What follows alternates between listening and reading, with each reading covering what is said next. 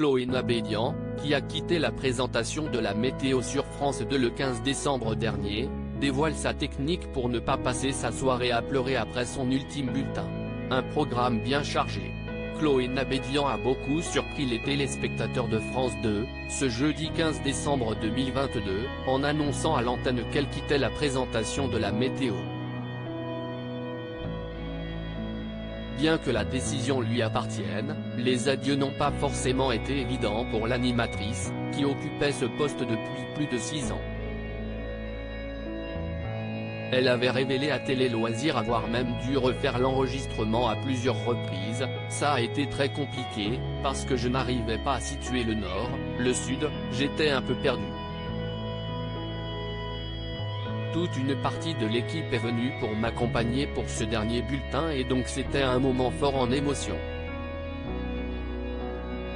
Si est ce qui m'a permis de ne pas pleurer, mais pas question pour Chloé Nabédian de se laisser aller à la mélancolie trop longtemps.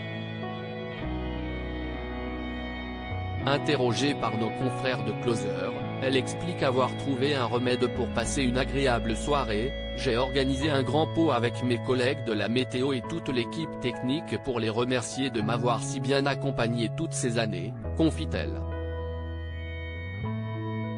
Des festivités qui se sont même prolongées une fois rentrée chez elle.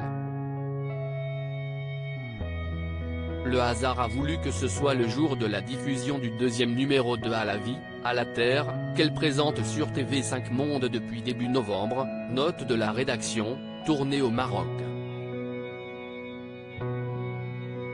Je recevais à la maison une douzaine de personnes de l'équipe autour d'un tagine poulet citron olive.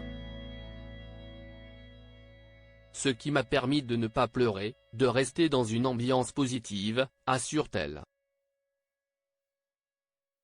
Des projets plein la tête. Même si elle assure que France lui a proposé un beau projet, pour la retenir sur la chaîne, Chloé Nabédian avait visiblement besoin de voir autre chose. Mon envie d'aller sur le terrain et de quitter le plateau du studio a été la plus forte.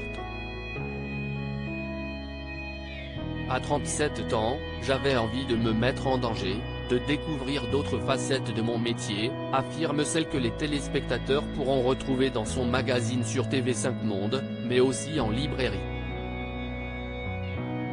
Elle vient effectivement de publier un ouvrage intitulé Les grands mystères de la nature, aux éditions du Rocher. À lire aussi. Ça a été un vrai dilemme de partir. Chloé Nabédian revient sur son départ surprise de la météo de France 2.